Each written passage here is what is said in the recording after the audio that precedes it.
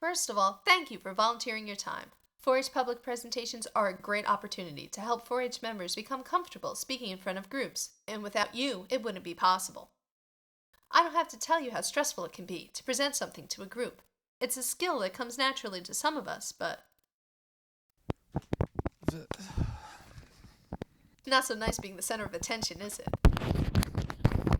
We've all been there. Well, judging a presentation can be stressful too. It's a lot of responsibility.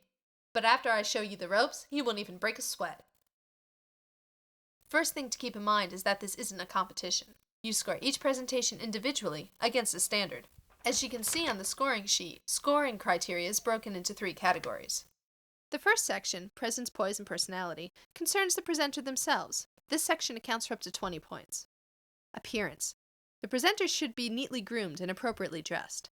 The presenter shouldn't look like they just rolled out of bed or grabbed the first outfit nearby. Distracting or unsafe accessories are also discouraged. Voice projection. Melt a few chocolate chips along with a little bit of You should be able to hear and understand what the presenter is saying. Vocabulary is also important. Watch out for mumbling, as well as verbal standbys and catchphrases such as,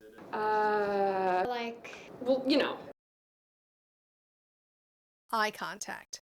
Simply enough, a presenter who doesn't maintain eye contact with the audience runs the risk of losing them. The presenter should smile and look directly at the audience, their gaze moving naturally around the room. Finally, attitude. Let's face it, a bored presenter guarantees a bored audience. But a presenter who's excited about their subject can energize their audience and make them feel like they're learning something worthwhile. Again, good showings in these 4 areas can net the presenter up to a total of 20 points. The second section of scoring, presentation, concerns the technical execution of the presentation and is the most important area of the presentation with regards to score. In the introduction, Hello, my name is Aaron. the presenter should give his or her name, age or grade in school, and the subject of their demonstration. Now I'm going to tell you today how to make your own Rice Krispie treats. A good introduction will give the audience a clear description of the presentation's intent. The presenter will score well for organization if their demonstration has a clear progression from one idea to the next, from introduction to conclusion. Essentially, the audience should be able to follow the presenter's line of thought. Visual aids should clarify and expand the meaning of the demonstration. They should be presented so that they can be clearly seen, heard, and understood. The presenter should move around the room, gesture, and manipulate visual aids in a way that enriches and flows naturally from what is being said, particularly when transitioning between thoughts. Finally, in the summary, the presenter should review their important points and put forward any conclusions, present their finished product, or give any closing thoughts. New ideas should not be raised at this time. Following the summary, the presenter should open the floor to questions. These 5 subheadings are specific in the case of a demonstration or an illustrated talk. In the case of a performance, steps 2 through 4 are replaced with the performance itself. In the case of a formal speech, the speech itself takes the place of all steps, except the introduction. Regardless of the type of presentation given, the entire demonstration must run no less than 3 and no more than 15 minutes. The final area for consideration is the actual content of the presentation. Content should be judged by 3 criteria. The presenter should have a working knowledge of their topic with regard to the demonstration itself. They don't need to be an expert in all areas of the subject, but they should show fluency as they present. The presentation should not be based on any outdated materials, except in cases where such materials are referenced from a historical perspective. Lastly, the end result of the presentation, whether it's knowledge or a tangible item, should be of good quality. Additional to the categories that we've just gone over, bonus points may be awarded to truly exceptional presenters. These points are not to be used for tiebreakers. Remember, this is not a competition. But if a presenter has gone above and beyond, feel free to reward their work.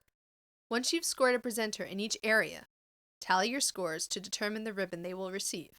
Clover buds, who are in kindergarten, 1st, 2nd, or 3rd grade, are not judged and all receive participation ribbons. However, you can give them encouraging feedback. Scores of 90 to 100 receive excellent ribbons. Remember, public presentation is not a competition. If every presenter in your room earns it, every presenter in your room can score excellent.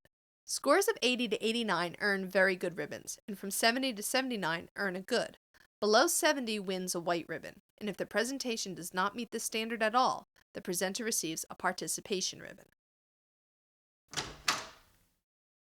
You should take notes as the presentations are being given, because when they're through, it's your turn to give feedback. Now, you can give your comments after each presenter has finished his or her work, or you can wait until your entire room is done and give your comments all at once.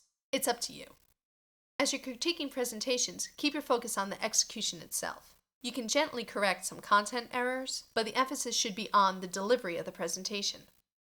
Use the criteria on the score sheet in your evaluations, and make notes to help you develop feedback.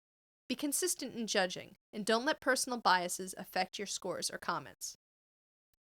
Remember to treat each presenter as an individual. No two children will have the same skill set and aptitudes.